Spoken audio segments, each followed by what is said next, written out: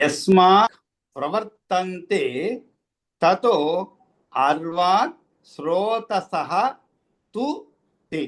అర్వాక్ శ్రోతసః తు తే తే చ ప్రకాశ బహుళ తమోద్రిక్త రజో అధికాః. ఈ రెండవ లైను అంటే రెండవ వాక్యం దీంట్లో స్టాంజాలో ఆ యొక్క లక్షణం చెప్పబడింది అనమాట. తర్వాత దీన్ని ఎందుకు మరి అర్వాక్ ప్రవర్తంతే అంటే పోయిన ఆహారం అర్వాక్ శ్రోతస్తులు అయ్యారన్నమాట. ఇక్కడ కింది వైపు అంటే ఏమిటి, మన కింది భాగం నుండి ఆహారాన్ని తీసుకొని క్రమంగా ఎదిగినందువలన అన్నమాట. అంటే నోటి ద్వారా ప్రవేశపెట్టబడినటువంటి ఆహారముతో పెంపు చెందినారో ఆ కారణం వలన వారు అర్వాక్ శ్రోతస్తులు అనబడినారు. కాబట్టి మనం అంతా కూడా అర్వాక్ శ్రోతస్తులు అన్నమాట. అంటే ఆహారం మనకి ఇలా ఆహారం అదే పశువులకి ఎలాగండి ఆహారము అది కిందికి కాదు పైకి కాదు, మరి ఎలా పోతాయి? తిన్నటువంటి ఆహారము భూమికి సమాంతరంగా లోపలికి పోతూ ఉంటుంది, ఆ తర్వాత కిందికి పోతుంది. కానీ మనకి ముందు ఆహారము తీసుకోగానే అలా కిందికి పోతుంది అనమాట, పోయి జీర్ణక్రియ అవి జరుగుతాయి. కాబట్టి మనల్ని మానవుల్ని ఏమంటారంటే అర్వాక్ శ్రోతస్సు అని చెప్తారు. అర్వాక్ శ్రోతస తు తే. వీరికి లక్షణం ఏమిటి? ముఖ్య లక్షణం తేజ ప్రకాశ బహుళ అధికాహ. అధికాహ అంటే అధికం గలవారు. ఏమిటి వారిలో ఉన్నటువంటి గుణాలు? వారు జ్ఞానాధికులు. ప్రకాశ బహుళ అంటే మనకి పురాణాల్లో చెప్పబడింది మనుషులు అతి తెలివి గలవారని చెప్పి. అంటే సృష్టిలోనే మనం కొంచెం ఎక్కువగా తెలివి ఉన్నటువంటి వారనే విషయం కూడా ఇప్పుడే తెలుస్తున్నాం. మనం అనుకున్న ఏదో మన జన్మత ఇలా, కానీ సృష్టి నుంచి కూడా మనం మొదటి నుంచి కూడా ఎక్కువ జ్ఞానం ఉండేటువంటి వారు అన్నమాట. కాబట్టి క్రింది భాగం నుండి ఆహారం తీసుకొని క్రమంగా ఎదిగినందువలన వలన వీరు ఎలా ఉన్నారు? విజ్ఞానం కలవారు బావుగా. తేజ ప్రకాశ బహుళ. బహుళ అంటే ఎక్కువగా. తమోద్రిక్త అంతేకాదు, తమస్సు వల్ల ఉద్రేకము రెచ్చిపోవుట. అంతేకాదు రజో అధిక. రజో అంటే ఇక్కడ ఏమిటి? రాగద్వేషములను అధికముగా ఉన్నటువంటి వారు అన్నమాట. రాగద్వేషములను అధికముగా ఉన్నటువంటి వారు. ఇవన్నీ మనం ప్రత్యేకంగా పురాణాలు మనం చూస్తూనే ఉన్నాం. మన ప్రస్తుత ప్రపంచం, ఇంతకుముందు ప్రపంచం వేరు, ప్రస్తుతం దురదృష్టాత్తు మనం ఉన్నటువంటి కాలం వేరుగా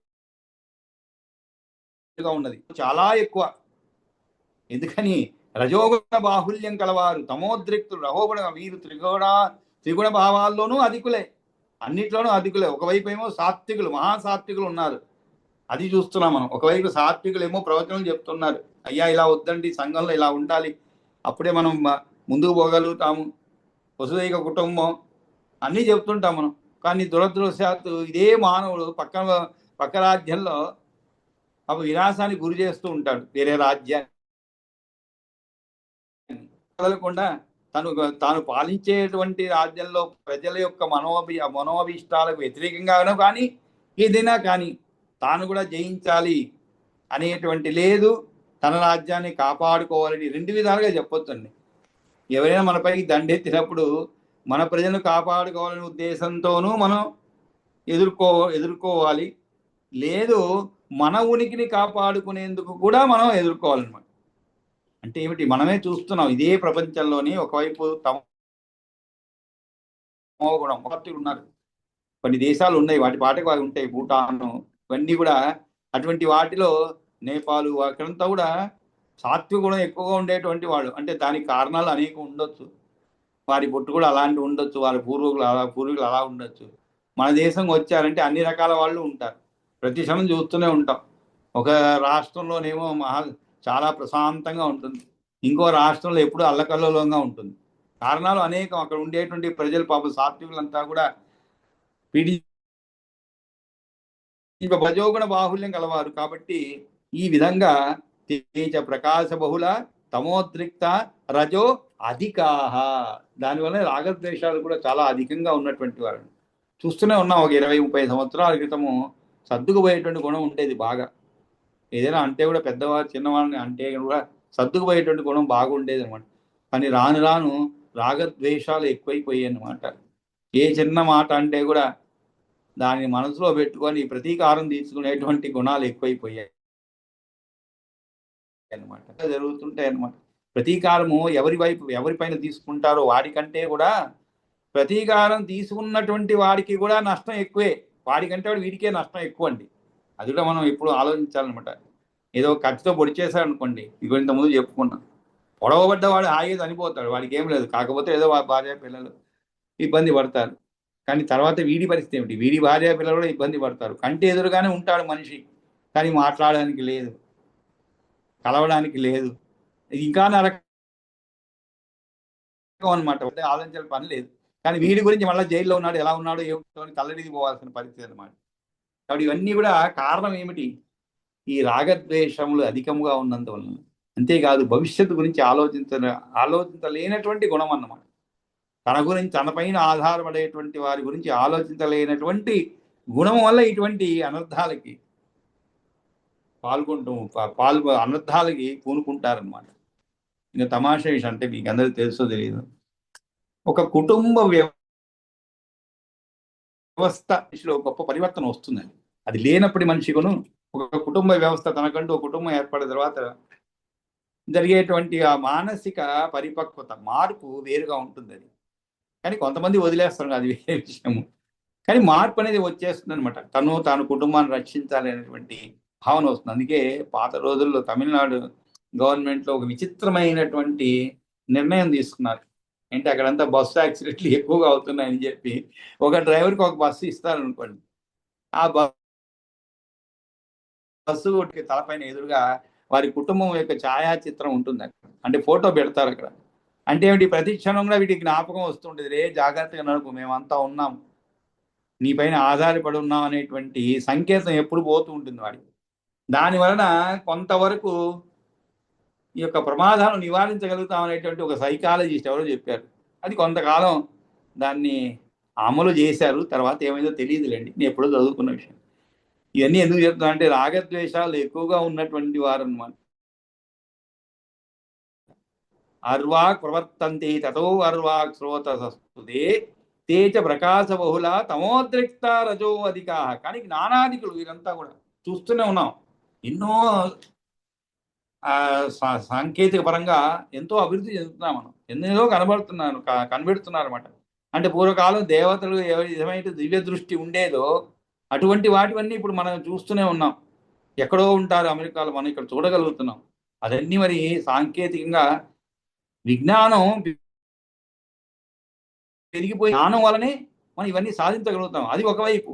కానీ ఇంకొక వైపు మనిషికి ఉండవలసిన, మధ్యలో ఉండవలసినటువంటి ఆ యొక్క సత్సంబంధాలు అనేది తెగిపోతుంది అనమాట. ఇదానికి ఆర్థిక పరంగా ఉన్నటువంటి ఆలోచనలు ఎక్కువైపోయి ఇటువంటి ఏర్పడతాయి. ఇంకా అవి చెప్పుకుంటూ పోతే ఒక సెషన్ సరిపోదు. ఇది అన్నమాట. ఆ తర్వాత ఏమైనది మరి, తస్మాత్, దాని వలన ఇటువంటి గుణం ఉన్న దాని వలన ఏం జరిగినది, తస్మాత్ తే దుఃఖ బహుళ భూయో భూయచ్చ కారిణ ప్రకాశ సాధకాచ్యతే. కాబట్టి ఆ కారణించే వారు దుఃఖ బాహుళ్యం కలవారయ్యారనమాట. తస్మాత్ తే దుఃఖ బహుళ, దుఃఖ బహుళ. ఇక్కడ కొన్ని పుస్తకాల్లో బహుళ అనేటువంటి సరిగా ఉన్నది, కానీ కొన్ని పుస్తకాల్లో లా అనేటువంటి ఉపయోగించారనమాట. మామూలుగా బహుళ అనేది సరి అయినటువంటిది. కొన్ని పుస్తకాలు లా ఉపయోగించారు, అంటే లావణ్యము అనే దాంట్లో ఉన్నటువంటి లా ఉపయోగించారు, లలితము ఆ లా ఉపయోగించారు. కొన్ని పుస్తకాల్లో ఉపయోగించబడింది, అది సరి అయినది. తస్మాత్ దుఃఖ బహుళ భూయో, మనం చెప్పేటప్పుడుగా బహుళ అంటాం, అంతేగాని బహుళ అనం అనమాట. బహుళ భూయో భూయచ్చ కారిణ, ఆ కారణించేవారు దుఃఖ బాహుళ్యం కలవారయ్యారు. తస్మాది అంటే ఆ కారణం, అనగా ఏ కారణము, తమో గుణము రెచ్చిపోయి ఉన్నందువల్ల ఎక్కువ దుఃఖములు కలవారు, దుఃఖ బహుళులు. రజస్సు మిక్కిలిగా ఉన్నందువల్ల చాలా చాలా కర్మలను ఆచరించే స్వభావాన్ని కలిగి ఉంటారు. రజస్సు ఎక్కువ, దుఃఖ బహుళ భూయో భూయచ్చ కారిణ. అంతేకాదు, వీరు ప్రకాశం అంటే జ్ఞానము బహుళముగా సమృద్ధిగా ఉండటం వలన ప్రకాశ బహిరంతశ్చ మనుష్యా. బహి అంతశ్చ అంటే ఏమిటి, బాహ్య విషయాల యందు అంతరములకు అంశాల యందును కూడా ప్రకృష్టమైనటువంటి జ్ఞానము కలవారు. కర్మాధికారులు జ్ఞానాధికారులను అయినందువలన సాధకులు అవుతున్నారు. అదేనమాట సాధకాశ్చతే. ఎందుకని మనుషులు పురుషార్థ సాధకులు కూడా అయ్య బాహుళ్యం కలవారు, ఒక పనిని మాటిమాటికి చేసేవారు, బహిరంత జ్ఞానము కలవారు మనుష్యులు పురుషార్థ సాధకులు కూడా అయ్యారు. తస్మాత్ తే దుఃఖ బహుళ భూయో భూయచ్చ కారిణ ప్రకాశ బహిరంతచ్చ మనుష్య సాధకాచతే. కాబట్టి అటువంటి వారు ప్రకాశములు అంటే బహిరంత ప్రకాశములు కలిగినటువంటి వారు. కాబట్టి సాధకులు ఎవరు? మనుష్యులు. ఇది మనుష్యుల యొక్క సృష్టి అన్నమాట. ఇత్యేతే కదితాస్తర్గ షడత్రముని సత్తమ ప్రథమో మహతత్వద్గో విఘ్నేటి ముని శ్రేష్ఠ. ఈ విధంగా నీకు 6 సృష్టులు చెప్పబడ్డాయి అన్నమాట. బ్రహ్మ యొక్క సృష్టిలో మొదటిది మహత్తత్వ సృష్టి. ఇత్యేతే కదితాస్తర్గా. ఇత్యేతే అంటే ఇతి ఇతి ఇత్యేతే అవుతుంది. అంటే ఇతి ఇతి అంటే ఈ విధముగా ఈ సర్గలు మొత్తం కూడా షట్ అంటే 6 అన్నమాట. అవి ఎలా అయినది? ఇంద్రియ దేవతా సర్గము మరియు బాహ్య దేవత ఇంద్రియ సర్గముతో అభేదమును మును చెప్పు. అహంకారము అవిద్యా సర్గములకును బుద్ధి భేదము లేదు కనుక బుద్ధి మహత్తత్వముతో కలిసిపోతుంది. ఈ కలిసిపోతుంది. ఈ విధంగా 6 భౌతిక సర్గము బ్రహ్మాండ సర్గములు భూత సర్గములు కలుస్తాయి. కాగా మహత్తత్వ సర్గం అంటే భూత సర్గము ఇంద్రియ సర్గములు మొత్తం 3 సర్గములు. అంటే ఇక్కడ 6 సర్గములు చెప్పండి అనమాట. ఈ 6 సర్గములు నీకు 6 సృష్టులు చెప్పబడ్డాయని చెప్పారు. మరి ఈ 6 సృష్టులు ఏమిటి అనే దానికి ఈ విధంగా చెప్పడం జరిగింది. వీటిలో కొద్దిపాటి అవాంతర భేదము చెప్పడానికి మొత్తము 9 సంఖ్యల వివరించబూనుకుంటారు అనమాట. ప్రథమో మహత ఇత్యాది. అంటే విరాట్ అంటే ఏమిటి? సమిష్టి శరీరం ఇత్యేది అని చెప్పి తర్వాత తన్మాత్రాణం ద్వితీయశ్చ భూతసర్గస్తు సస్మృత వైకారిక తృతీయస్తు సర్గ ఐంద్రియక స్మృత. కాబట్టి తన్మాత్రాణం ఇది అంటే ఏమిటి? దేవతా సర్గంతో భేదాన్ని చెప్పదలుచుకున్నాడు. ఏమిటని అంటే దేవతా సర్గమును అంతకుముందు ఉన్నటువంటి సృష్టికి భేదాన్ని చెప్తున్నాడు. ఏమని? ఇంద్రియ సర్గమే వైకారికం అంటే ఏమిటి? తన్మాత్రలు అంటే ఏమిటి? తన్మాత్రం అంటే ఇంతకుముందు చెప్పుకున్నాం. శబ్ద స్పర్శ రూప రసగంధములు పుట్టింపబడగా వాటి సృష్టిని భూత సర్గము అని, అది రెండవది అని చెబుతున్నాను అనమాట. కాగా వైకారిక సర్గమే ఐంద్రిక సర్గం అనబడుతున్నది. వైకారిక సర్గం అంటే ఏమిటి? ఇక్కడ వైకారికం అంటే చెందుతవు అంటే ప్రకృతి యొక్క సృష్టి అన్నమాట. దానిని ఐంద్రిక సర్గం అనబడుతున్నది. ఆ వైకారిక సర్గం. ఐంద్రిక అంటే ఏమిటి? ఇంద్రియములు కలిగి ఉండటం అని అర్థం అనమాట. అంటే ఇటువంటి జ్ఞానమును కలిగి ఉండటము, ఇంద్రియములను కలిగి ఉండటము. అంటే ముందు మనకు సృష్టిలో చూసాము మనం. ముందు ఏ విధంగానైతే లతలు గుల్మములు అంటే ఏవైతే స్థావరములో వాటి గురించి చెప్పబడింది అనమాట. ఆ తరువాత చెప్పబడింది. ఆ తరువాత దేవతల గురించి చెప్పబడింది. ఆ తరువాత మనుషుల గురించి చెప్పబడింది. కాబట్టి ఈ విధముగా ఐంద్రికమైనటువంటి సర్గ అనమాట. అంటే ఐంద్రికమైనటువంటి అంటే ఇంద్రియ సమూహ సృష్టిగా స్మరించబడుతుంది. ఏది? రెండవది తన్మాత్ర సృష్టి అంటే అదే భూత సృష్టిగా వ్యవహరించబడుతుంది. మూడోది వైకారిక సృష్టి, అదే ఇంద్రియ సమూహ సృష్టిగా స్మరించబడుతుంది. ఈ మూడింటిని కలిపి ప్రాకృత సర్గ అంటారనమాట. ఇత్యేష ప్రాకృత సర్గ. ఇది చతుర్ముఖ బ్రహ్మకు బుద్ధిపూర్వకంగా సంభవించినది. ఇత్యేష ప్రాకృత సర్గ సంభూతో బుద్ధిపూర్వక ముఖ్య సర్గ చతుర్దస్తు ముఖ్యావై స్థావరా సుత. కాబట్టి 4వది ముఖ్య సర్గ అంటే ముఖ్యాలే స్థావరాలుగా స్మరించబడ్డాయి.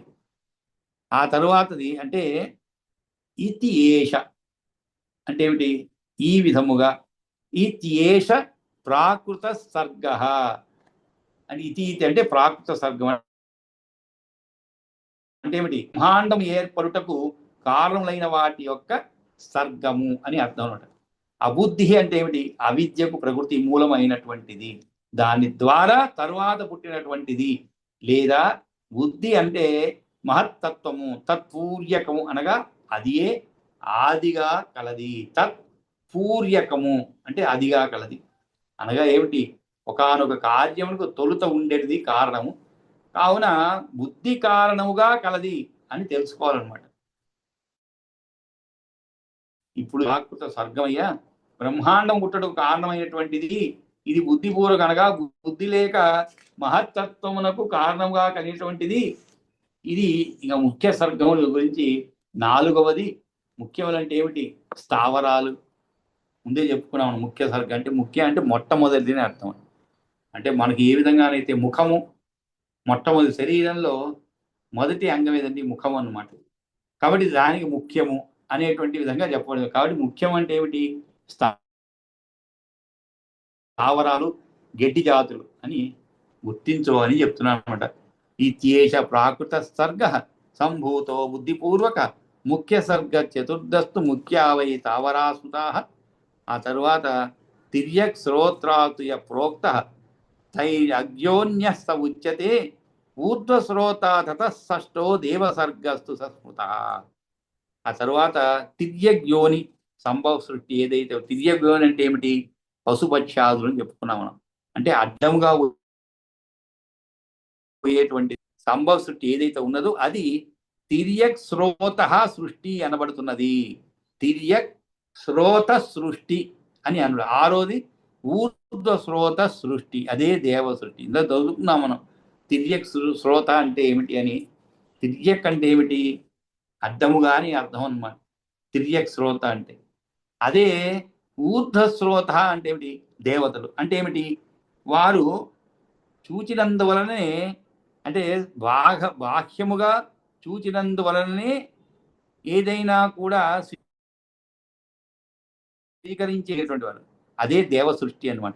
ఆ తర్వాత మనకి తతో అర్వాక్ శ్రోత సర్గ సప్తమస్తు మానుష అష్టమో అనుగ్రహ సర్గ సాత్విక తామసశ్చ సహా. ఆ తరువాత తిర్యక్ యోనులైనటువంటి పశుపక్షాదుల యొక్క సృష్టి 5వది. దాని తరువాత ఊర్ధ్వ శ్రోతస్కులైనటువంటి దేవతల సర్గం జరిగింది, ఇది 6వది. ఆ తరువాత అర్వాక్ శ్రోతస్కులు అంటే ముఖమునకు కింది భాగం ఉండే తీసుకునేటువంటి వారైన మానవుల సృష్టి అయింది, ఇది 7వది అని చెప్పి ఇంకా 8వ గురించి చెప్తున్నాడు. ఏమిటది? అష్టమో అనుగ్రహ. అష్టమో అనుగ్రహ సర్గ సాత్విక సామసశ్చ సహా.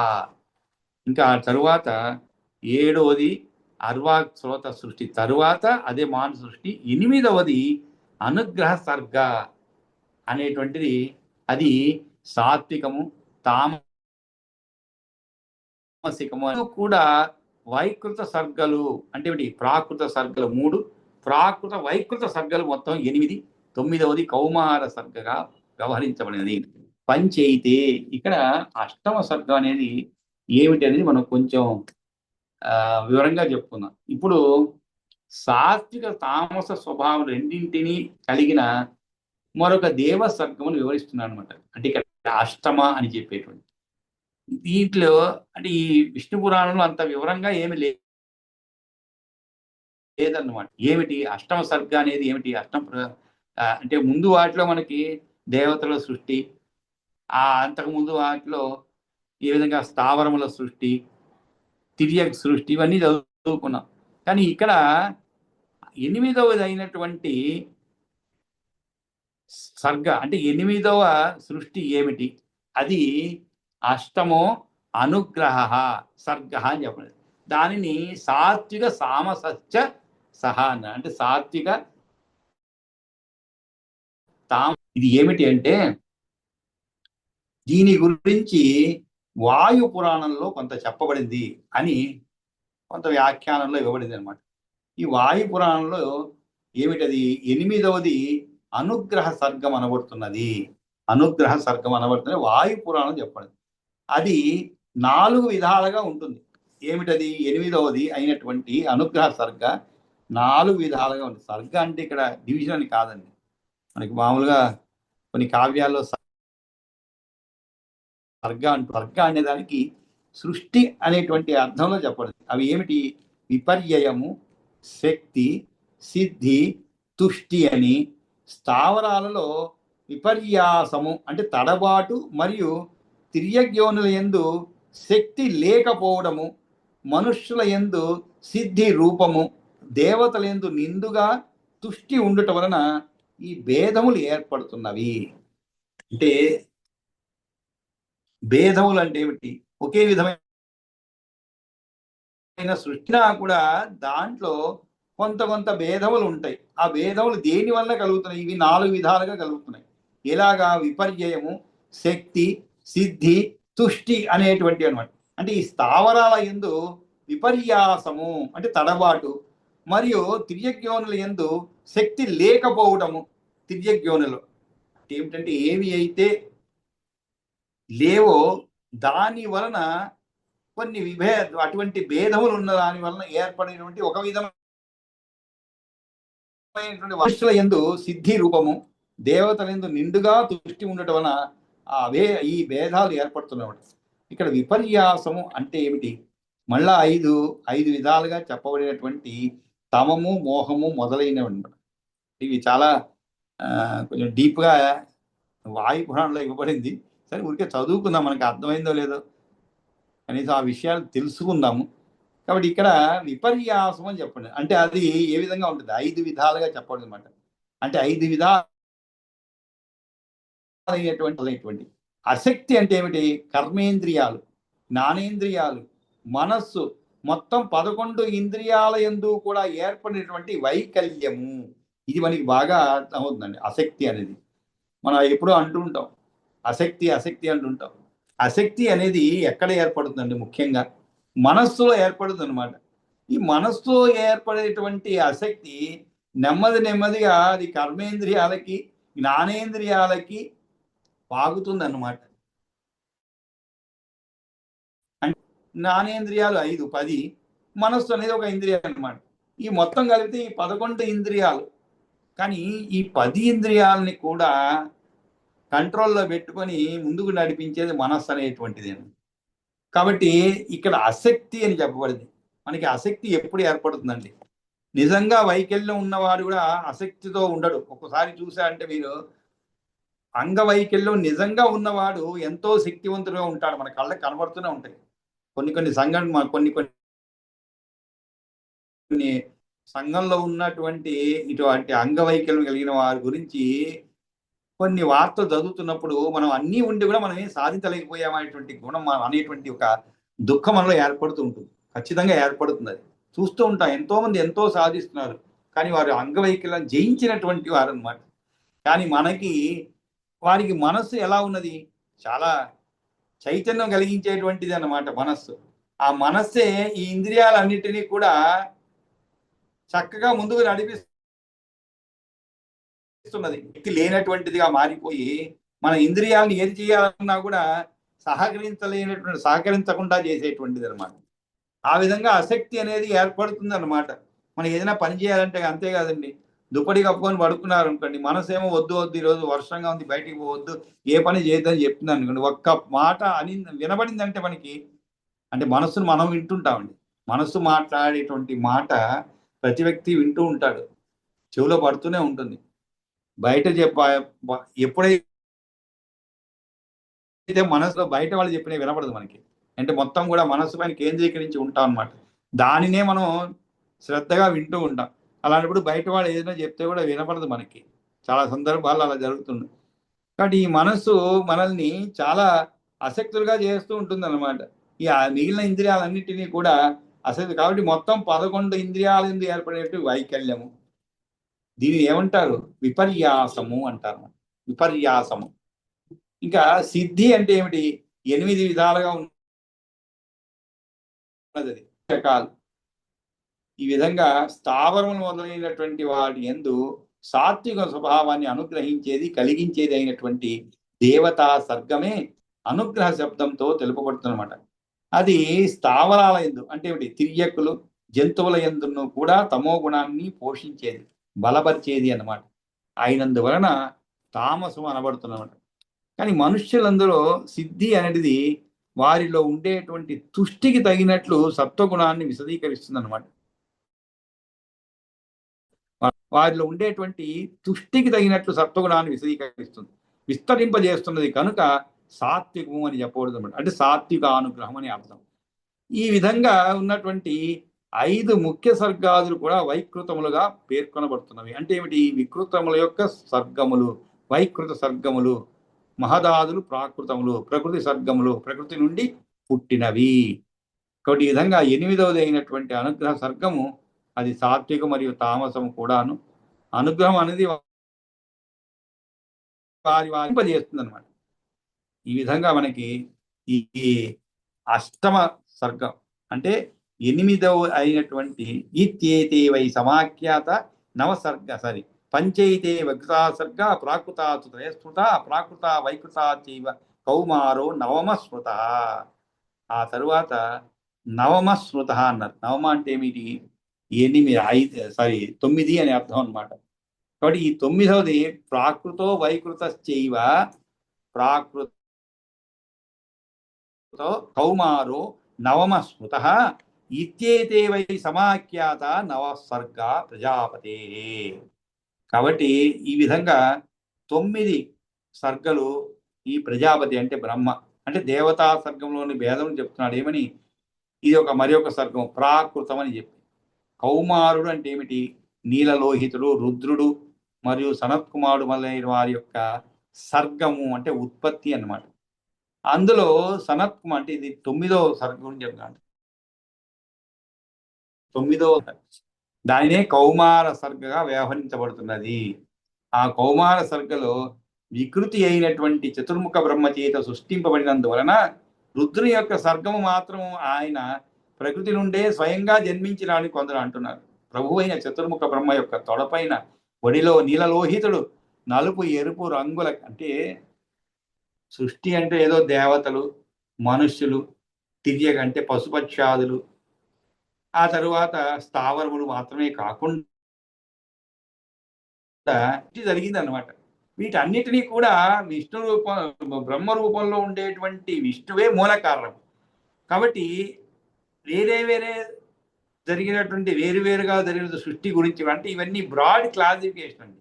ఈ దేవతలు, మనుష్యులు, పశుపక్షాదులు, స్థావరములు అనేటువంటి ఒక బ్రాడ్ క్లాసిఫికేషన్ అనమాట.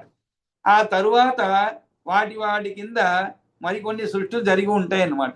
వాటి గురించి ఇప్పుడు ప్రస్తుతానికి చెప్తున్నా ఉంటాయి. ఇప్పుడు దేవతల సృష్టి అన్నాడు.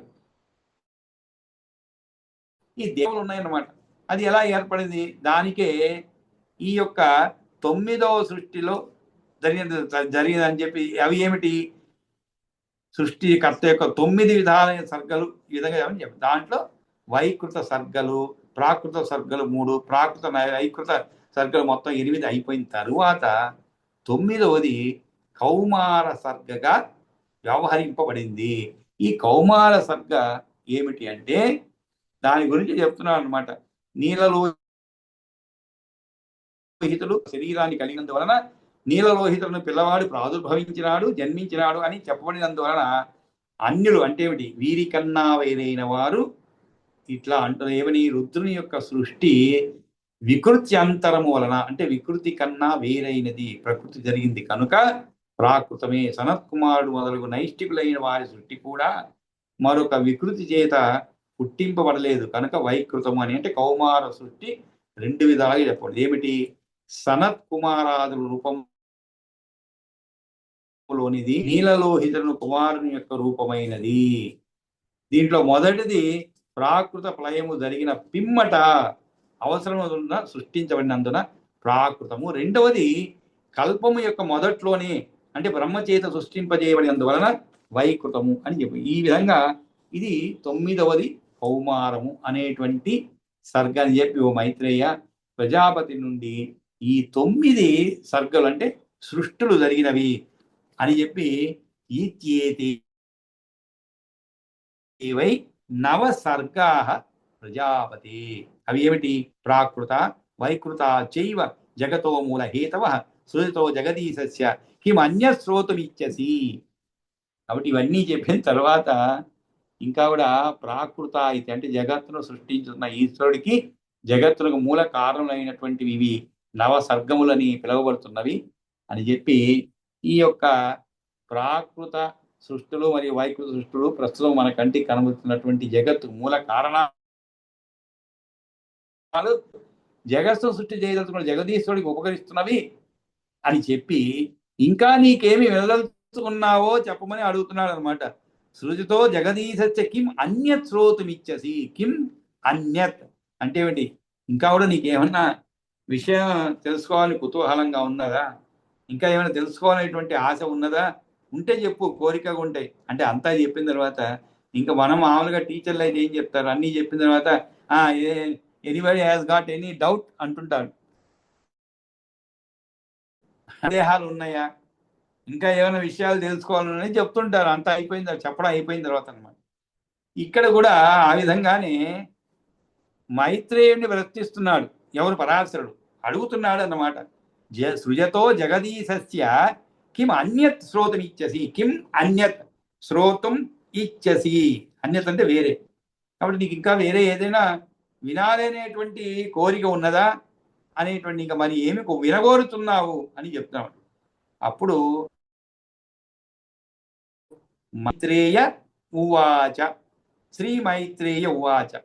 అప్పుడు మైత్రేయుడు అడుగుతున్నాడు అనమాట. ఇంకా ఆయనకి సందేహాలు అలాగే ఉండిపోయాయి. అంటే ఇవన్నీ ఇంతగా, అంటే సృష్టి అనేది చాలా క్లిష్టమైనటువంటి ఇదే అన్నమాట. దానిని ఏదో సంక్షేమంగా చెప్పినారా అన్నట్టుగా ఆయనకి ఇంకా మనసులో చాలా తెలుసుకోవాలంటే కుతూహలం ఉందన్నమాట. కాబట్టి ఆయన ఏం చెప్తున్నాడు? సంక్షేపాత్ కథితస్తర్గో దేవాదీనాం మునే త్వయా విస్తరా సంక్షేపాత్ కథిత. కథిత అంటే చెప్పబడింది. సంక్షేపాత్ కథిత సర్గ ఎవరి గురించి? దేవాదీనాం మునే. సర్గ అంటే సృష్టి, దేవాదీనం అంటే ఏమిటి? దేవాదుల యొక్క, అంటే దేవతల యొక్క సృష్టి గురించి మీరు క్లుప్తంగానే చెప్పారు. సంక్షేపాత్ కథిత. సంక్షేపాత్ అంటే చాలా సంక్షేపంగా, అంటే చాలా క్లుప్తంగా చెప్పారనమాట. దేని గురించి? దేవాదీనా త్వయా, నీ చేత. కానీ నా కోరిక ఏమిటి?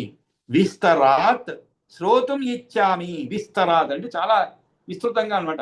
ఈ విషయాలు ఇంకా నాకు, అంటే దేవతలు అంటే ఎంతో మంది దేవతలు ఉంటారు కదండి.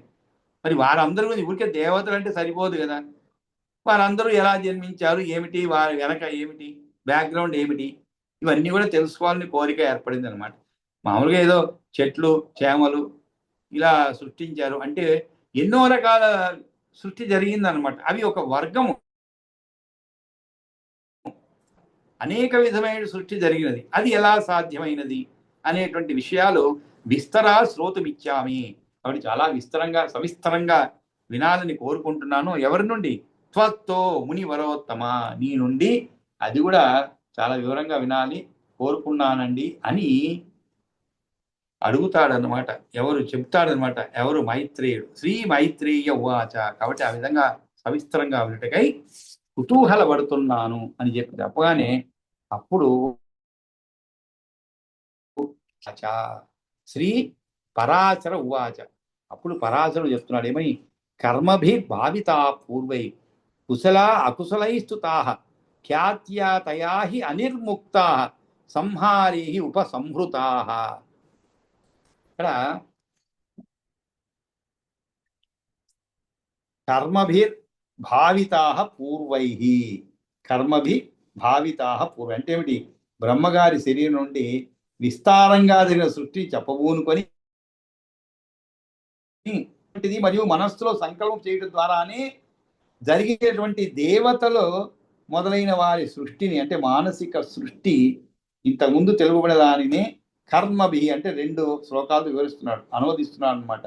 అంటే ముందుగా సంగ్రహంగా చెప్పిన విషయాన్ని తిరిగి వివరంగా చెప్పడం అనువాదం అంటారు అనమాట. కాబట్టి కర్మభీర్ భావిత అంటే మైత్రేయ పూర్వంలో వారిచే కావించబడ్డ పుణ్య పాప కర్మల ప్రభావం వల్ల కర్మభి భావిత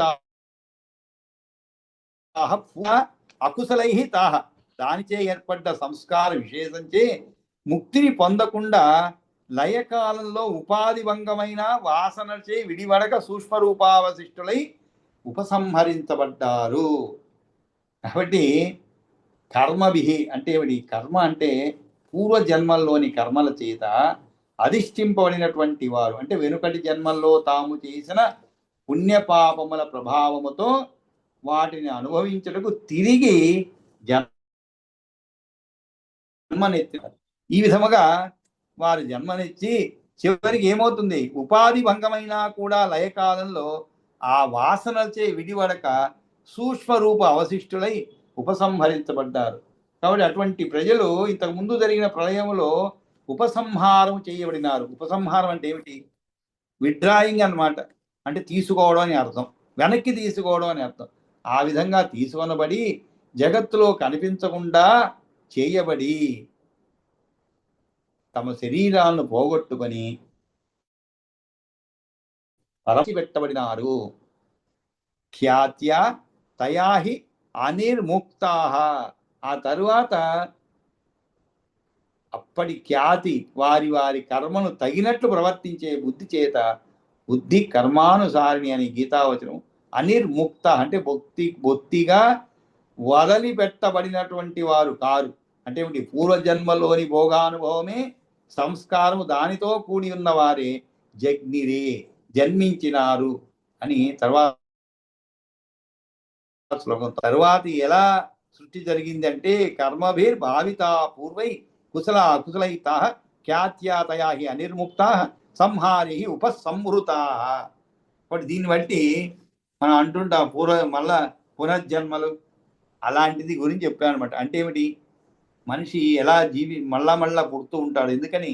వారి యొక్క పుణ్యకా పాపకర్మల ప్రభావం వల్ల దానిచే ఏర్పడ్డ సంస్కార విశేషంచే ముక్తిని పొందకుండా లయకాలంలో ఉపాధి భంగమైన సూక్ష్మరూప అవశిష్టులై ఉపసంహరించబడ్డారు. మళ్ళా తిరిగి సృష్టి జరిగినప్పుడు వారు మరలా కూడా పూర్వ రూపాన్నే మళ్ళా పొంది మళ్ళా మిగిలి ఉన్నటువంటి ఆ అనుభవాలతో ఆ పుణ్యపాప కర్మల ప్రభావం వల్ల మరలా తిరిగి వాటిని అనుభవించేందుకోసము మరలా సృష్టించు అనేటువంటి విషయాన్ని తరువాతి శ్లోకంలో చెప్పడం. స్థావరాంత సురాధ్యాత్ అని చెప్పి తరువాత శ్లోకంలో చెప్పబడుతుంది. కాబట్టి ఇది ఈ రోజుకి ఇంతటితో నిలిపి మనం మంగళం చెప్పుకుందాం. సమయం కూడా అయిపోవచ్చింది. స్వంతాం న్యాయేన మార్గేణ మహిమహీచ గో బ్రాహ్మణేభ్యః శుభమస్తు నిత్యం లోకా సమస్తా సుఖినో భవంతు. కాళే వర్షతు పర్జన్య పృథివీ సస్యశాలినీ దేశోऽयं శోభరహితో బ్రాహ్మణాః సంతు నిర్భయా. అపుత్రః పుత్రిణः సంతు పుత్రిణः సంతు పౌత్రిణः అధనాः సదనాः సంతు జీవంతు శరదార్చతం. కాయేన వాచా మనసేంద్రియైర్వా బుద్ధ్యాత్మనా వా ప్రకృతే స్వభావాత్ కరోమి యద్యత్ సకలం పరస్మై నారాయణే సమర్పయామి. యదక్షరపదభ్రష్టం మాత్రాహీనం తు యద్భవేదత్సర్వం క్షమ్యతాం దేవ. సర్గబిందుమాత్రాణి పదపాదాక్షరాణి చ న్యూనాని చాతిరిక్తాని క్షమస్వ మహేశ్వర. కాబట్టి ఈ విధంగా మనకి సృష్టి నవసర్గలు అన్నమాట. అంటే 9 రకాలుగా సృష్టించ